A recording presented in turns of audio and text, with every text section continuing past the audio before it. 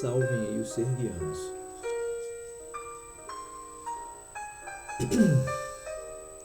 Quando era criança, sonhara com duas carpas coloridas que flutuavam no infinito mar negro espacial, cada qual em uma direção. Atadas, entretanto, uma a outra em duas cordas, cujo elo cintilava ainda mais, orbitava aquela estrela um lugar esplendoroso que jamais vi igual. Apesar disso, eu nunca o esqueci. O ano era 2200, segundo o calendário de Gregório.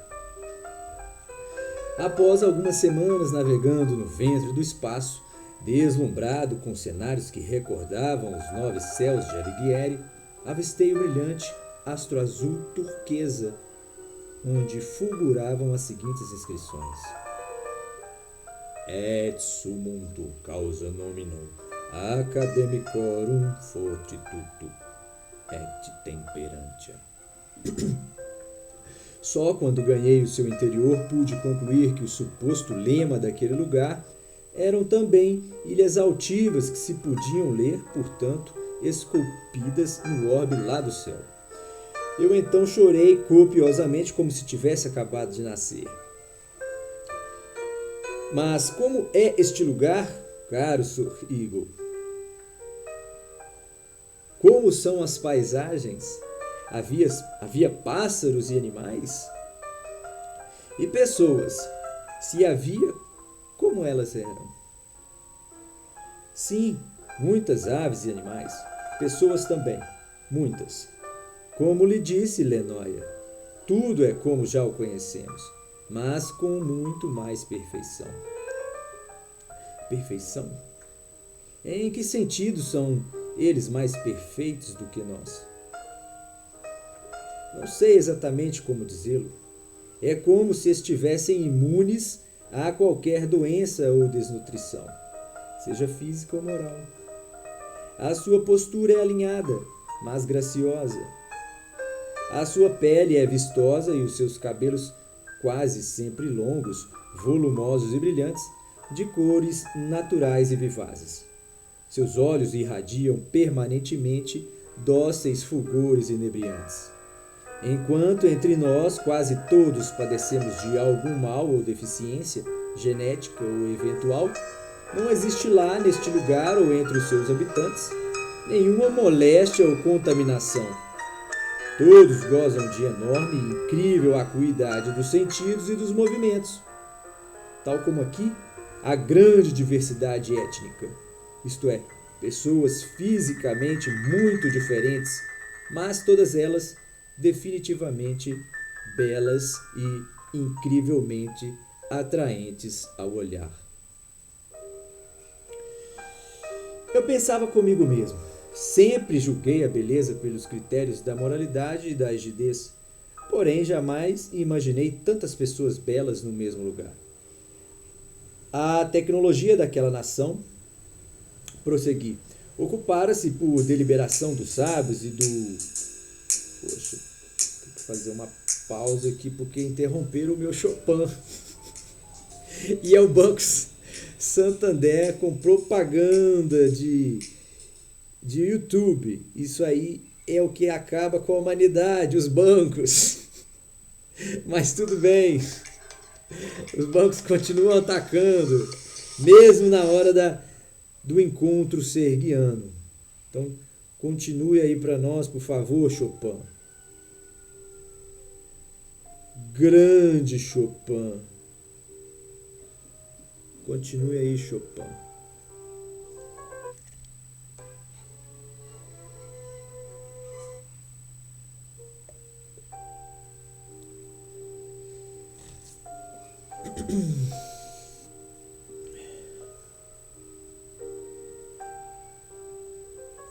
A tecnologia daquela nação, prossegui, ocupara-se por deliberação dos sábios e do referendo nacional da promoção irrestrita da integridade física. descobrindo técnicas de cura para um sem número de doenças e limitações. Mesmo assim, eles não me pareceram vaidosos demais, mas todos eles ostentavam com naturalidade uma admirável beleza natural. Mas diga-me, senhor, como receberam em Sérgios? Bem, o fato é que me receberam, como dizem, maravilhosamente bem. Nós nos comunicamos quase todo o tempo por meio de ondas cerebrais. Logo ao desembarque foi-me dada uma espécie de antena muito discreta e cômoda, que coloquei sobre a cabeça e que nos permitiu conversar sem que fosse produzido qualquer som. Entre eles, este aparato é dispensável, mas em pouco tempo, com alguma prática, eu também o pude dispensar. Olha a metáfora aí, hein? Por detrás das coisas que são aparentemente ou supostamente simples. Os serguianos emitem sua voz, geralmente, quando entoam cantos de preces e agradecimento à natureza e aos demais entes espirituais adorados. Seu canto, por sinal, são belíssimos sons muito particulares que, desta forma, identificam e embelezam os indivíduos. Ouviste o seu cantar? A sua oração? Sim, eu os vi e os escutei. E o que mais, senhor? O que mais lhe contaram? O que mais lhe mostraram? Como eles vivem? Qual o seu sistema de governo? As pessoas são felizes? Elas não brigam? Não há problemas em Sérgios? Vá, conte-me, diga-me mais do que se descobriu. Claro que sim, quero lhe contar tudo, meu amigo. Fique calmo. Foi-me apresentado quase tudo sobre esta espécie que, como disse, em muito se nos assemelha a nós. Bom, comigo mesmo novamente eu pensava. Ficar em mim naturalmente centenas de perguntas, mas ouvir o bastante sobre o seu modo de vida, hábitos, valores, entendimentos, objetivos, crenças e descrenças. Isso é o Sorigo pensando, né? No meio daquele discurso lá, naquele primeiro contato lá com Lenoir, ao expor a sua ideia, a expor o que ele viu em Sérgios, ele fica também perplexo, né? Como qualquer outra pessoa, né? É natural. Então ele pensa, olha, eu fiquei com muitas perguntas, mas eu tenho certeza que ouviu bastante sobre o seu modo de vida, os seus hábitos, valores, entendimentos, objetivos, crenças e descrenças, né? Quer dizer, ele acrescenta, julgo ter visto e aprendido bastante para contar a meus amigos e demonstrar-lhes quem são exatamente os serguianos. Esse é um pedaço aqui que ele fala consigo mesmo, é aquele momento do cinema que é uma voz assim baixinha lá no... que vem, né? Uma voz sussurrada assim, meio... que sai assim de dentro de um sonho, né? Ora, eu descobri muito sobre eles, seu modo de vida, seus hábitos, os seus valores, seus entendimentos, seus objetivos, as suas crenças. Quer dizer, então, eu vou até fazer uma observação aqui. Não, eu não vou esquecer, não. Tá certo.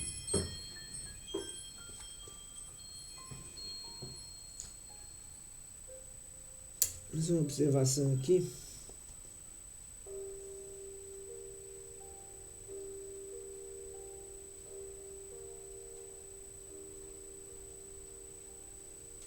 Aí ele acrescenta, julgo ter visto e aprendido bastante para contar a meus amigos e demonstrar-lhes quem são exatamente os serguianos.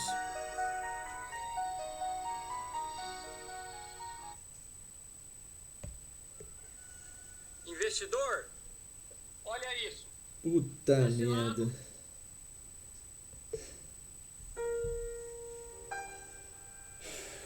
Comigo mesmo, novamente, eu pensava. Bom, então continuou lá o Lenoir.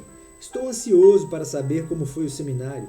Despertando-me de mim mesmo, exclamou o interlocutor.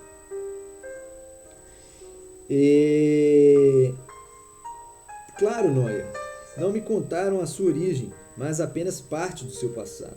Regozijam-se explicitamente da serguinidade que construíram, da paz e da justiça alcançados.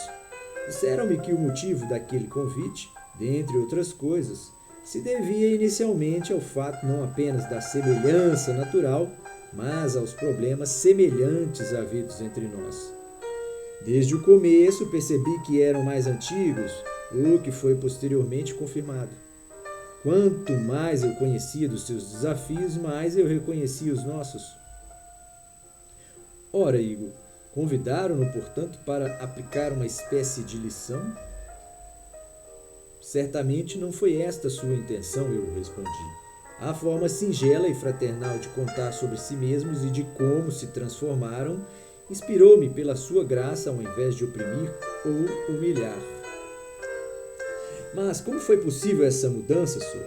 Como aconteceu tudo isso? Pelo que contaram, tudo começou com uma pequena porção de verdades e fundamentos e por um pequeno grupo de mentores que, segundo a ironia da história, destacaram-se pela habilidade e rigidez de realizar o que era certo e óbvio, isto é, a despeito do restante da população que crônica e sistematicamente tornara-se, por algum motivo, incapaz de fazê-lo. Soube, todavia, sem muitos detalhes, que uma profecia sustentava toda a sua história e isso era muito respeitado entre eles. Ora, então eles já nos conheciam? Como sabiam de nós? Sim, Noé, contarei tudo isso mais adiante. Espero vê-lo em breve aqui em meu país. O meu contato breve com aquele brasileiro muito cedo radicado em França foi por meio digital, porém eu aguardava há tempos para uma visita aqui no Brasil.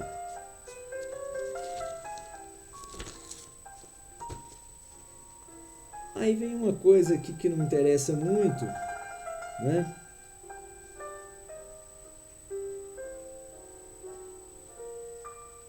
Eu fico então com essa introdução aí hoje e vou ler também aqui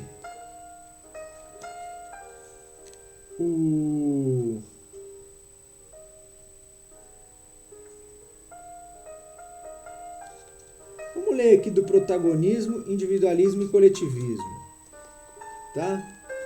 Vamos começar ele. Ou também eu poderia escolher mais um outro capítulo aqui, ó. Esse é o livro, tá, gente? Esse é o Sérgios.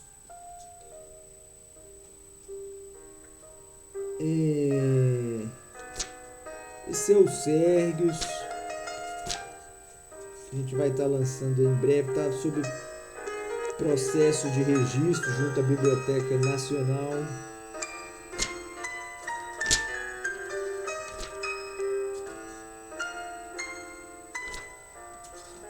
Então eu não posso ler aqui um outro capítulo. Aquele capítulo eu não li todo não, como vocês perceberam, eu não concluí.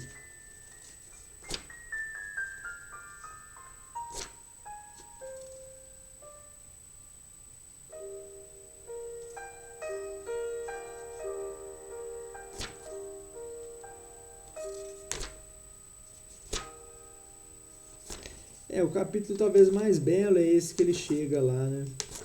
É esse aqui quando ele encontra lá com o Serguei Aracanã. Os cartões do banco original você resolve tudo pelo app. Libera, bloqueia, controla limite assim,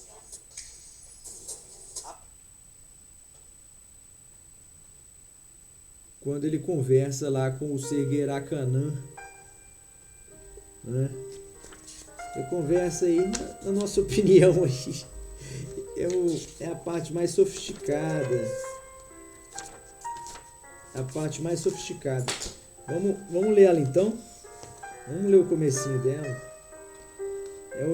É quando o Babileu leva Sorigo a Aurixa. Aí, ó. Aurixa. Bom, capítulo 10. Aurixa ou do projeto de transição.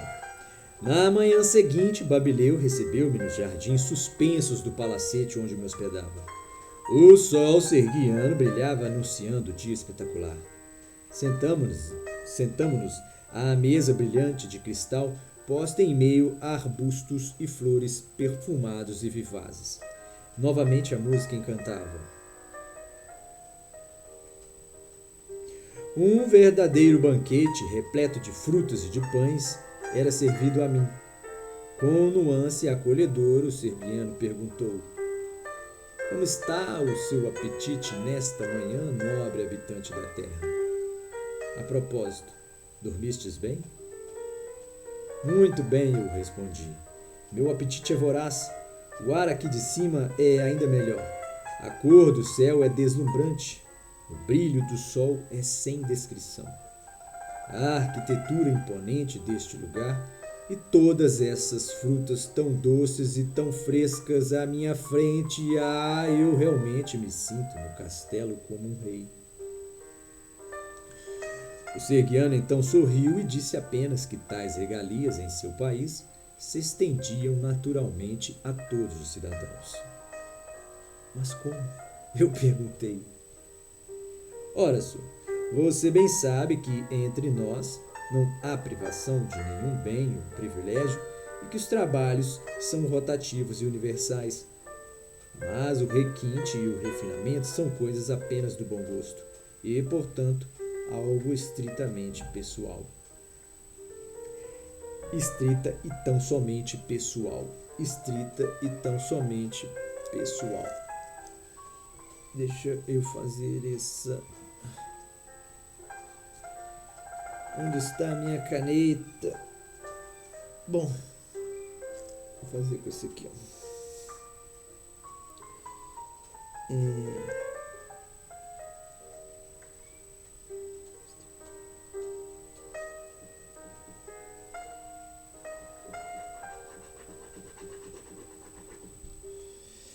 Claro, a sua igualdade é da riqueza e do bem-estar. Mas, afinal, aonde vamos, Babileu? Você não o revelou na noite anterior. Perguntei-o ansioso. Isso é obviamente Sorigo perguntando ao Babileu. Aí ele respondeu. Vamos a Aurixa, respondeu-me. Aurixa? Sim, exatamente. Trata-se da maior e mais antiga estrela do colar de peixes, também conhecida como Alpha Piscium. Vamos conhecer um de seus mais notáveis habitantes, Emilion. O nobre pedreiro da descendência se erguerá a Canaã. Contará a você um pouco sobre as transições havidas em Sérgios, pois seus ancestrais prestaram benevolências à nossa nação. Formidável, Babileu. Estou entusiasmado para este encontro, exclamei. Terminada a refeição, caminhamos alguns metros até a embarcação faustosa que nos aguardava pronta para partir. Segundo o Babileu, tão sofisticada até para os seus próprios padrões, aquela cosmonave era a sua versão tecnológica mais atual. Que bela nave, serguiano! Hoje, a economia da sua empresa começa na escolha da energia com a Enel Trade. Negocie melhores preços.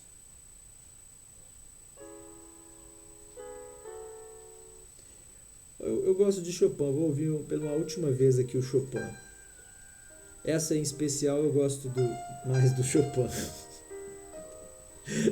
Então ele disse o seguinte.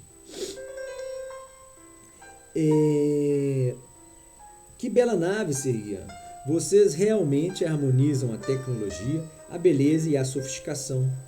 É impressionante o que podem fazer os seres quando aliam o seu poder e conciliam a sua determinação.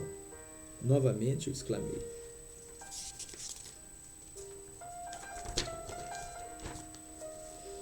Sim, meu nobre amigo visitante.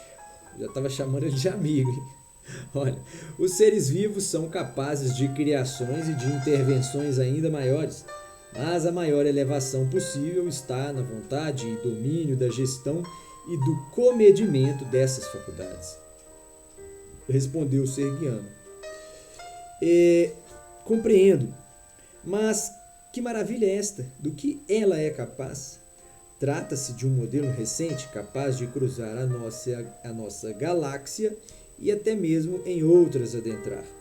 Mas fique tranquilo, hoje nossa incursão é tão somente alguns anos-luz distante daqui. Claro, como se fôssemos a casa do vizinho, exclamei. Sim, mas eles são um pouco mais do que isso para nós. São nossos irmãos mais velhos. Vamos, entre. O veículo vai decolar. Impressionado, eu só pude consentir e conter a minha excitação. Levantou-se perpendicular e suavemente do chão, percorreu enviesada alguns metros e, de repente, atirou-se no espaço penetrando por um círculo brilhante que se abriu à nossa frente. A luz ofuscou a visão e a pressão interna indicavam que a nossa velocidade era espetacular. Mais algumas horas e pousaríamos no solo de Pício. Ficamos sem luz aqui, só um segundo.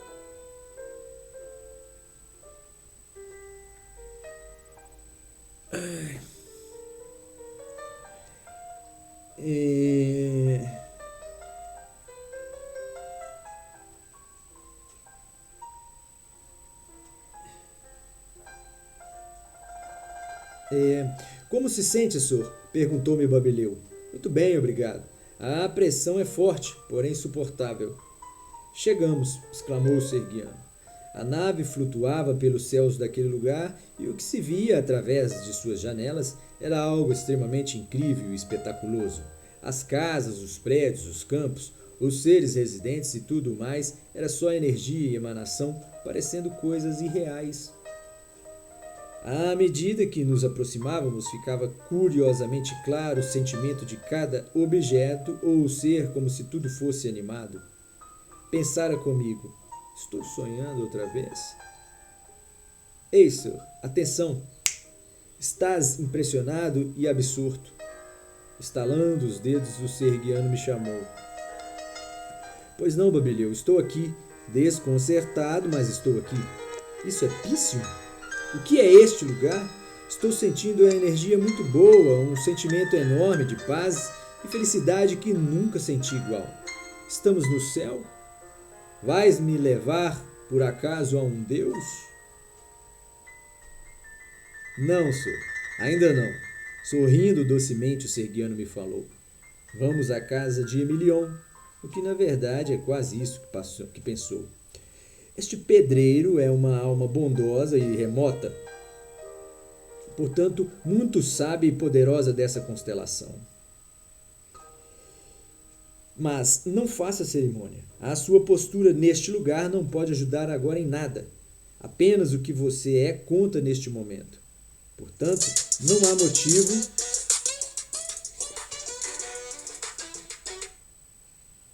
Bom, vamos colocar outra do Chopin, então.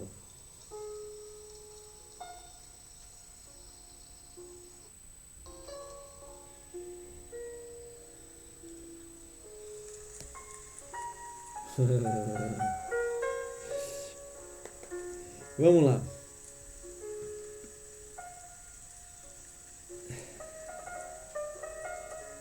Portanto, não há motivo agora com o que se preocupar. Bom, surpresa e quase sem reação a tudo aquilo, diante das palavras do Sergiano, eu prossegui e sosseguei, aterrissando numa plataforma multicor de energia transparente e vivaz.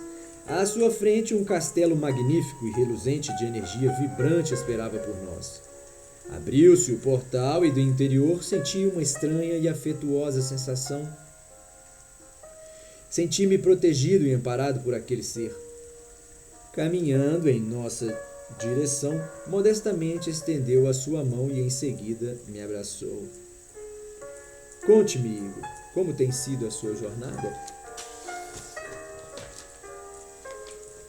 Sem compreender a pergunta e ainda extasiado com um abraço repentino, não pude responder exatamente, mas só consegui dizer que eu caminhava bem. Muito bom, continue tentando, falou-me o senhor. Espero poder auxiliar compartilhando dos projetos de meus ancestrais. Claro, Emilion, exclamou Babileu. Conte-nos como foi que eles implementaram as grandes transformações. O terráqueo tem sede? Perguntou o senhor. Sim, aceito com prazer da sua água. Como a deseja, fria, quente ou à temperatura natural? À temperatura natural, respondi. Como é da predileção entre nós? Os habitantes de Pício, né? Isso é o Emilion falando. Né? Os habitantes de Pício são tépidos, por sinal. A nossa justiça descende com muito orgulho do caráter estritamente literal. Do caráter literal, eu perguntei. Sim. O que significa? Persisti. Ora, e aí vai. Aí ele vai explicar aqui para vocês aqui como é que ele vai desdobrar aí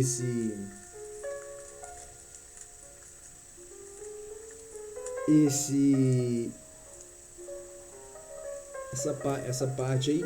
Mais um pedacinho só aí já entra na parte técnica do livro, né? Porque o livro ele é composto aí de saberes da filosofia, da religião, da ciência, porque é da natureza do ser guiano, eles são sincretistas, né?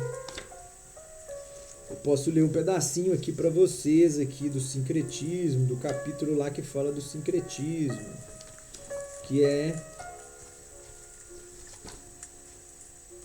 um capítulo aqui que a gente foi uma espécie de adendo, né? Aliás, falando em adendo, eu lembrei de adido, dizendo agora aí que tem aí uma pessoa que assumiu o comando do enfim, vamos falar agora dessas questões aí, não, né? Mas tudo bem. Na política a gente tem que tá tentando falar, mas fala com todos, né? Fala com todos, né? Com todos, com o PCC, com o presidente, com os candidatos à presidência, com os donos das empresas brasileiras, né? Reunir essa turma aí, os líderes religiosos, né? Os líderes espirituais aí do Brasil, né? Todas essas potências aí que tem, inclusive, além de serem líderes religiosos, eles também dominam aí boa parte dos meios de comunicação, com as suas TVs, com as suas rádios. Então eles são líderes também, não apenas religiosos, mas líderes econômicos, né? Então essa turma tem que se reunir, os líderes, aí, os empresários, né? Toda a sociedade civil com a representação, porque hoje ela não tem que ser criada um representante da sociedade civil, né? Para falar em nome do povo, né? Não através de um sistema de eleição do Estado, mas através de um sistema de eleição do povo, inventado e forjado, nascido direto do povo, que tem que arrumar uma forma de apresentar o seu representante, porque como é que o Estado muitas vezes é que fornece o próprio defensor do cidadão? Como pode uma defensoria pública que nasce do Estado? Quem é o defensor público vai defender, o povo ou o Estado? Que missão indigna, inglória para esse sujeito que se forma nisso daí. Ele só pode se tornar um serguiano, um ser desse aí, porque a humanidade encontrou os serguianos assim, quando ela se partiu no meio, né? Mas tudo bem. Quando você vê aqui, ó, capítulo 5, tá? Dos princípios do ceticismo e do sincretismo. Babileu recebera uma cópia oculta da carta que Sor Igor, por sua vez, recebera das próprias mãos de um outro bucólico filósofo. Não por acaso Você também... gosta de viajar, certo? Imagine você e a sua família viajando todos os anos. Não por acaso também do Brasil. Não por acaso também do Brasil. A carta dizia o seguinte: ora, os princípios do ceticismo e do sincretismo são os mais fáceis de se compreender, isto é, desde que sejam vistos sob a ótica serguiana. Ora, cético no sentido serguiano é você crer em todas as coisas com segurança e maturidade. A segurança não é total, porém é a medida mais ponderada possível, não apenas para a direita, mas igualmente para a esquerda. Essas doutrinas esquerda e direita, isto é, conservadores e progressistas, estão ávidas, na maior parte do tempo, por um acordo que seja bom e providencial para nós, seres humanos. Porém, é sabido que no espectro político da realidade, assim como a esquerda e o centro, também se repartem as várias classes da direita. Não obstante, quando dizemos que existe o desejo de unificação humana, não pode ser em outro sentido, senão, obviamente, de que a maioria da direita, e não ela toda, anseia por essa transformação. Ainda, não obstante, ou para além da metonímia, tem-se que esse encontro está nascendo. Eis aí a maior convicção do ceticismo que, embora não possa crer nesta verdade desejando impô-la aos demais, porém, credes nela como o desejo mais belo e unânime já encontrado pelo homem e pela mulher. Quando os seres humanos agem de uma forma constantemente unânime, seja através da informática ou da força de suas combinações, eles veem a possibilidade de expandirem e se assegurarem. Só o plebiscito e referendo gerais da razão e do coração é que vamos poder identificar cada um de nós e de nosso querer. Um pequeno erro aqui. Mas tudo bem, vamos adiante. Essa entrega tem de ser inicialmente exclusiva, porquanto o trabalho é extenso e audaz. Porém, necessário para que, no futuro, não tenhamos que passar a maior parte de nosso tempo preocupados com a parte técnica de manutenção de nossas vidas.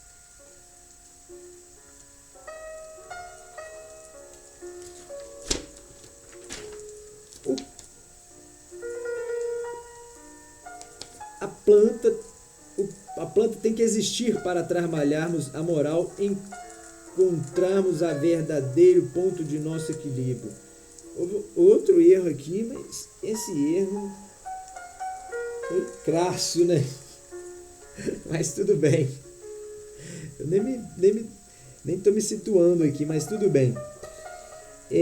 No passado histórico, desde a ocasião dos primórdios, não houve momento algum em que os seres humanos tivessem se orientado pela sua espécie e não pelo seu indivíduo.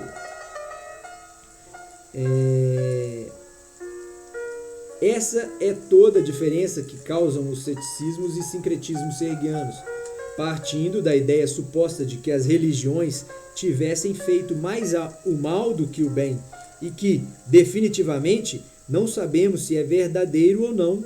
Aceitamos a ideia de que no atual presente da humanidade elas parecem ser irreconciliáveis. Então veja bem, preste bem atenção. Olha,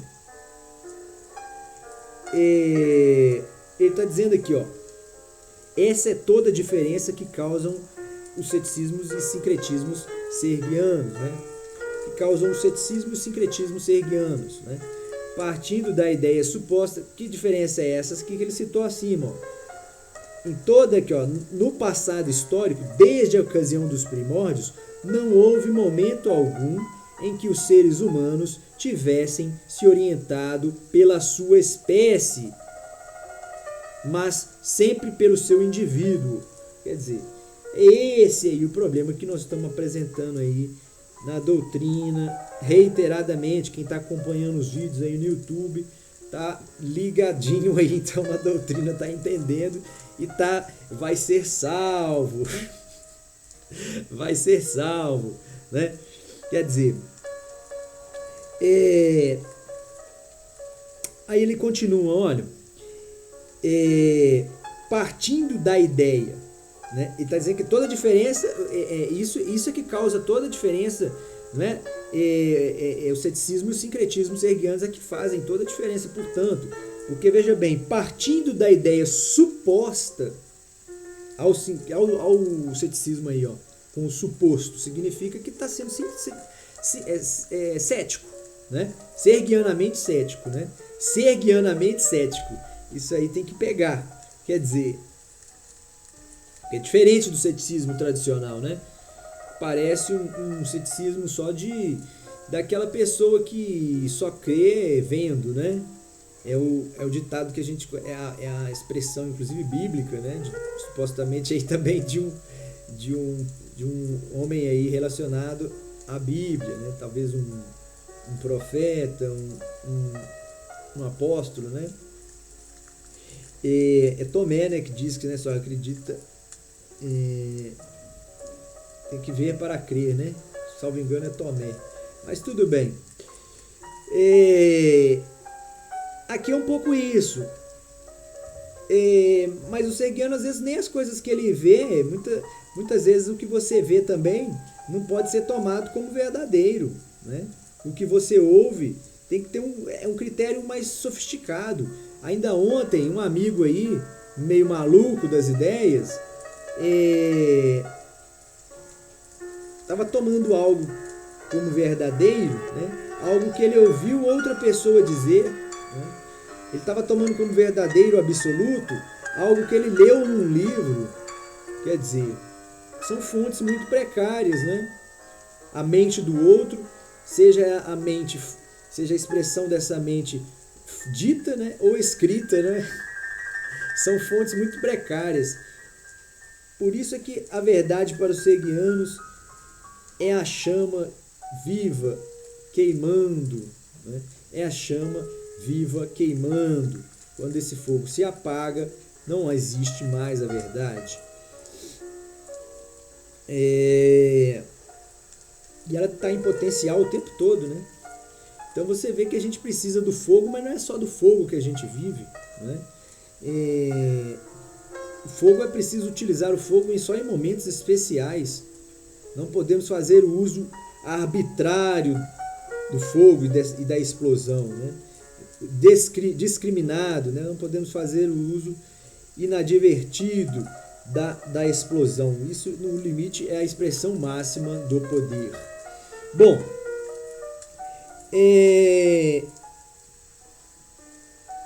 partindo da ideia suposta de que as religiões tivessem feito mais o mal do que o bem, e que, definitivamente, não sabemos se é verdadeiro ou não, né? Definitivamente não sabemos se isso é verdadeiro ou não, aceitamos a ideia de que no atual presente da humanidade, as religiões, portanto, parecem ser, no mínimo, irreconciliáveis. No mínimo, irreconciliáveis.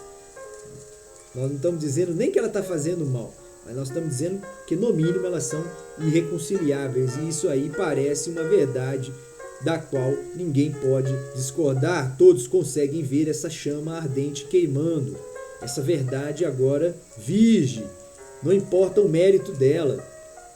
Não importa o mérito dela. Essa é uma unanimidade.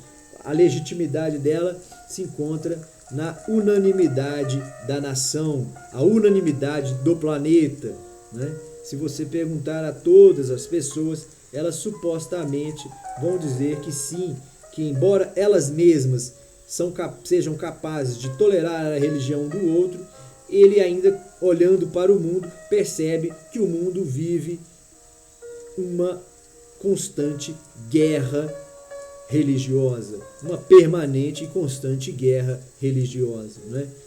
Que tem outros motivos, mas tem sempre o apelo também religioso, que tem outros motivos, mas também tem sempre o apelo religioso. Essa incapacidade de reconciliar é que tem nos impedido de locupletar, isto é, de crescer e progredir como espécie humana. O ceticismo sergiano indica inexoravelmente que muitas coisas que, embora não possam ser provadas, têm, na verdade, que ser ou serem consideradas.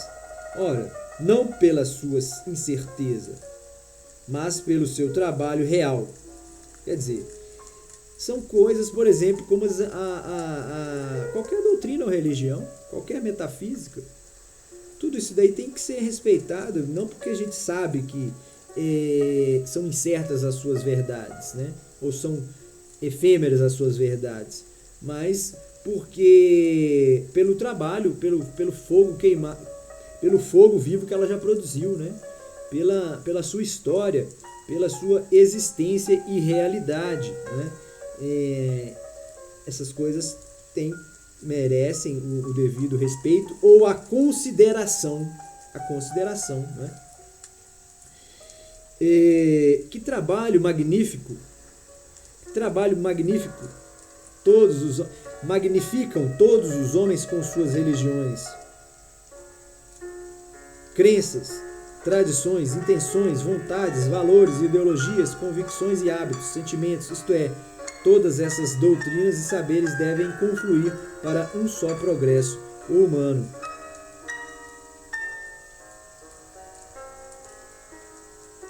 Isso aqui também vai precisar de uma correção.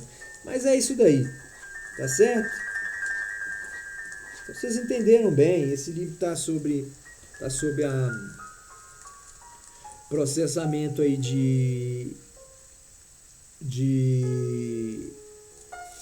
registro, né, junto à academia, junto à Biblioteca Nacional. A doutrina tá exposta aí no YouTube, tá certo? Nós vamos aí, quem quiser fazer cursos aí fechados, né, para ter alguma orientação aí no momento do estudo, né? Vamos organizar aí aulas, né, cursos. Não o trabalho tá aí, tá posto, né? O trabalho tá posto aí em suma, né? Em suma está posto aí na internet, no YouTube, né? Com acesso irrestrito, né? Incondicional, né? Mas quem quiser, quem desejar aí ter um acompanhamento mais de perto, vamos fazer um curso aí, que obviamente é um curso que é só para as pessoas que têm uma capacidade financeira muito tranquila e muito boa, porque vai ser um curso caro, né? Claro, o mesmo curso que foi, o mesmo conteúdo que foi passado para o povo gratuitamente, né? Que não poderia ser de outra forma, né? Para a classe dominante, né? Vai ser vendido a um preço justo, né? Que é o preço alto, é o preço que eles podem e devem pagar, né? O mesmíssimo conteúdo, né? Explicado ou dissecado, né? Apresentado, ensinado de modo diferente, né? A maneira mais conveniente ou mais ideal para os ouvidos dessas pessoas, desses grandes homens que são os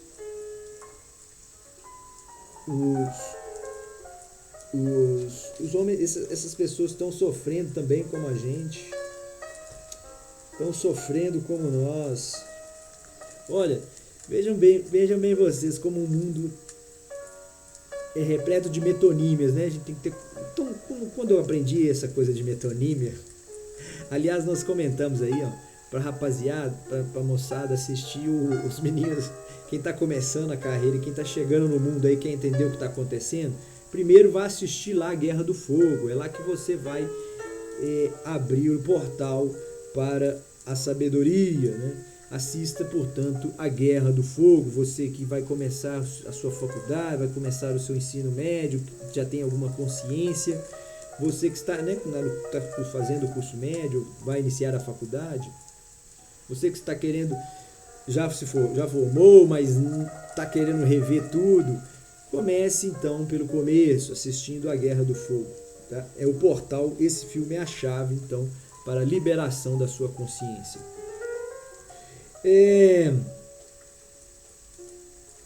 Então nós estamos falando aqui do seguinte, a questão lá, né, vamos ver se eu me recordo aqui, né? Não vou lembrar, mas sim, lembrei, essa questão do exclusivo, né? Porque você veja bem como é que as metonímias nos confundem, né? As metonímias nos confundem. Porque você fala assim, eu sou exclusivista. Mas a evolução do exclusivismo não é outra senão essa, a expansão, né? A expansão, né? Porque uma hora você tem que chegar, o limite do exclusivismo é o eu sozinho, é o eu só no mundo. Qual que é o limite do exclusivismo? É o eu só no mundo. Esse eu só no mundo aí te leva aonde? Te leva aonde depois? Quem é que quer estar só no mundo? Será que Deus é o único exclusivista? Legitimado? Portanto, pois os seguintes não sabem disso também não. Agora, isso para eles não é importante não. Isso para eles aí não é importante não. Eles supõem que, olha, se o ser é tão exclusivo, ele vai chegar a um ponto, se ele não confia mais na sociedade dele, se ele usa essa sociedade só para se promover e a sua família, e depois ele chega um momento que ele começa a usar a própria família para se promover, né? E aí ele começa, os parentes, né? Ele se promove através dos próprios parentes e depois através dos próprios filhos, dos próprios pais, da própria esposa, até que ele se vê na necessidade de trair a si mesmo, né? Trair a si mesmo. Esses são os limites do exclusivismo. Agora você veja bem, quando o ser chega nesse ponto, né? Ou ele se torna um Deus, ou ele se torna um abandonado, né? Ou se torna um abandonado. Quer dizer, em qualquer situação ele volta depois para o coletivo, né? Porque se ele se torna Deus, ele fica carente dos homens, né? Se ele se torna Deus, ele fica carente dos homens, né? Ou das suas criações, né? Então ele abre-se para uma espécie de coletivismo, a menos que pelo seu ressentimento ele sempre crie coisas para maltratar, né? A gente não quer imaginar isso, né? Mas tudo bem. Agora, se ele se torna um abandonado, ele vai desejar também o outro. Ele vai desejar o coletivo, né? É aquele ser que vive lá numa ilha abandonado, né? Você falar que ele está só lá, né? É relativo, né? Há outros seres viventes lá convivendo com ele, né? O homem antigo também viveu só, mas a vida, o planeta, o ambiente, né? A Terra, nosso habitat, ele é repleto de vida, mesmo quando os seres humanos estavam lá nos seus primórdios da evolução, eles caminhavam aí pelo planeta em bandos, ou às vezes pairavam sozinhos aí, né, perambulando pela floresta, pelos diversos ambientes, né, extremamente vivificados, né, quer dizer, com outros seres viventes. Agora, pensa você aí viver num deserto, né? Pensa você aí viver num deserto, onde não há vida, senão a sua própria. É complicado, né? Quer dizer, então essa metonímia aí, essa ilusão que existe aí nos seres humanos didaticamente, né? Ou por um reflexo da razão, né? Que tem que trazer o verso e o anverso de tudo, né? o avesso, que tem que trazer a sua parte, quer dizer, a coisa e o avesso da coisa, né? Quer dizer, então, quando se fala em exclusivismo, individualismo e coletivismo, né, tem-se a ideia que são coisas ou propriedades ou circunstâncias, né? Circunstâncias, né? Ou formas de arranjo, de arrumação estanques, né? E, enfim, incomunicáveis, né? O que não é verdade. Então é isso. É o que nós estamos dizendo. A direita, uma parte significativa da direita anseia aí por essa oportunidade de transfigurar-se, né? Quer dizer, de tornar-se o coletivo, né? De expandir a sua vida, né? Aumentar a sua vida, né? Vivendo a vida não só em si mesmo, mas nos outros, né? Ou com os outros, né? E não em cima ou a partir dos outros, né? O que não acaba nos satisfazendo, né? Nós não, né? Nosso sentimento não pertence à classe pobre, não. Né? Nem à classe média. Esse pensamento só pertence às classes abastadas, essas classes aí onde as pessoas têm a capacidade não apenas de fazer o que bem desejar, né? Mas mais do que isso, elas têm um compromisso muito grande. Às vezes elas trabalham mais, muitas delas trabalham mais do que nós, né? Muitas delas trabalham mais do que nós, inclusive, e muitas delas têm uma vida muito difícil, porque estão sempre perturbadas aí com esse domínio nas mãos, né? É uma tarefa muito árdua, então eles já estão querendo também dividir aí, compartilhar aí desse esforço, né? Isso é natural também, né? E o mais óbvio de tudo é o que está sendo dito aqui no texto, né? Nós lemos aí. Ficou claro que a terra corre perigo, né? Quer dizer, então, se eles estão residindo aqui, porque ainda parece que não há um outro lugar onde nós possamos subsistir, né? Então, é necessário que nós encontremos essa conciliação aí, permitamos, né, todos nós, essa conciliação antes que nós tenhamos que tomar uma decisão exclusivista, né? O que vai acontecer, né? Nós não, né? Metonimicamente de novo, né, que nós falamos, é a direita quem vai decidir. Está na mão, o ato final está em suas mãos, né? São eles quem vão decidir se vão levar todos os seres humanos para a glória ou vão sacrificar outros seres, né? Ou vão sacrificar outros seres para alcançar o seu objetivo, né? Porque não há outro caminho no mundo a não ser esse, né? Nós cremos que o mundo vai progredir, vai prosperar. Essa crença aí é uma crença, claro, dentro do sincretismo, dentro do ceticismo serguiano, não absoluta, mas é a aposta, é a grande aposta, é o grande diagnóstico que a gente faz, né? Porém, essa progressão, essa vitória, essa prosperidade, essa vitória, esse sucesso, há duas formas para esse sucesso: a forma coletiva e a forma individual. Não há meio termo, né? São as duas possíveis, né? Significa que no primeiro caso, na individual, os seres humanos da elite, né, vão sacrificar uma parcela, uma outra parcela, não se sabe quanto dessa parcela, mas haverá necessidade de sacrifício de uma parte da humanidade para que haja a sua prosperidade, né? Para que haja a sua capacidade de se tornar autossustentável, né? E perdurar, né, por muito tempo, né, vencer como espécie, né, implementando aí as mudanças que forem necessárias, né, essas mudanças vão ocorrer, né, a gente acredita que o planeta não vai sucumbir, que nós não vamos destruir o restante do planeta, né, supostamente temos destruído, né,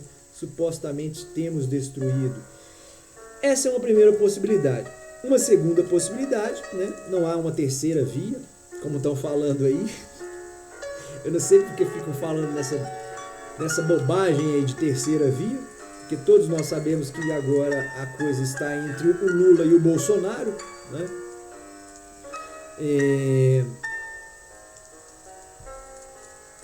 Uma terceira via possível seria o encontro desses dois, né, formando uma terceira via.